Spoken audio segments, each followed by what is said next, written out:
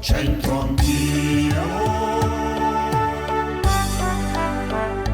c'entro anch'io.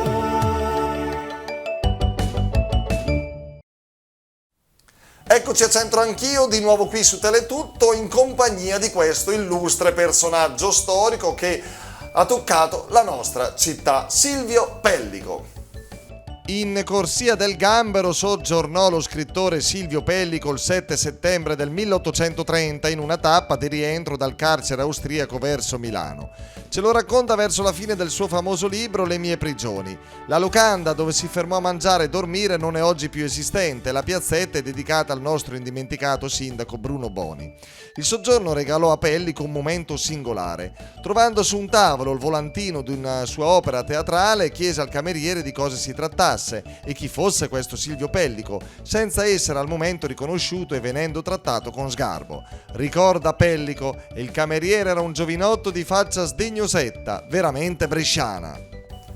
Bene, il modo di dire di oggi è un pochetto malizioso, quasi peccaminoso. E quel che l'è proibit, l'è più gradit. Vediamo un po' nella città della Madunina come sono andate le cose. Siamo tornati qui in stazione centrale, in piazza Duca d'Aosta a Milano, in compagnia di Claudia. Claudia, carissima, ben trovata, buon pomeriggio. E Claudia, tu raccontaci qualcosa, chi sei, da dove vieni, quanto, metà non si dice però.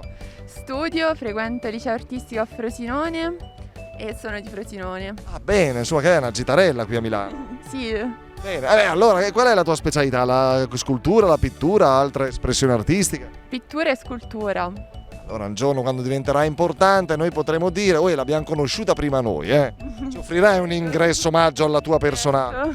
Senti Claudia, guarda un po', qui c'è questo proverbio in dialetto bresciano, noi abbiamo questa responsabilità di portare il dialetto bresciano nel mondo, a Milano, a Lombardia, insomma vabbè, non distanti insomma. Prova a leggere. Quel che l'è proibit, l'è più gradit. Brava, giusto, questo l'hai detto proprio bene, hai capito qualcosa? Che è quello che è proibito, non può essere... no, è più è più gradito. come lo commenteresti questo? È vero secondo te Claudia che le proibite sono quelle? Non molto. Pensa cioè, No, non molto. tu ti strafoghi di pane e Nutella. Sì, vabbè, quelle sì. Poi Beh, è è vero. un po' proibito, cioè una volta sì, però Sì, certo. poi le altre cose proibite non te le chiedo perché. Ora siamo in piacevole compagnia di Nicola? Ciao Nicola, ben trovato, grazie per sottoporti un attimo al nostro giochetto. Senti tu Nicola, che fai a Milano? Di che ti occupi? Studio ingegneria.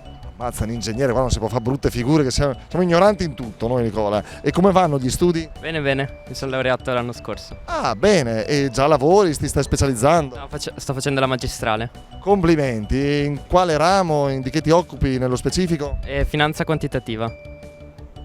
Io ho capito, voi insomma, finanza quantitativa, cioè chi ha tanti soldi e chi ne ha pochi. Speriamo. Dai, però sei intelligente, sveglio e quindi farai sicuramente strada nella vita. Senti un po', caro Nicola, tu di dove sei? Di Vicenza. Ah, di Vicenza, quindi da tutt'altra parte della pianura, insomma. Però noi stiamo portando il dialetto bresciano un po' in giro per l'Italia. Prova a leggere questo, caro Nicola, questo proverbio. Sì. Che le proibì? Che? Quel che le proibì, le più gradì. Più gradito, le più gradito. Che le proibito, le più gradito. Hai capito qualcosa, Nicola? Sì, quello che è proibito è più gradito. Guarda con che occhi lo dice. E quali sono le cose più proibite che sono più gradite? Lo so, il cibo. Le sa? I dolci. Tu sei incline, sei abbastanza goloso? Sì, dai.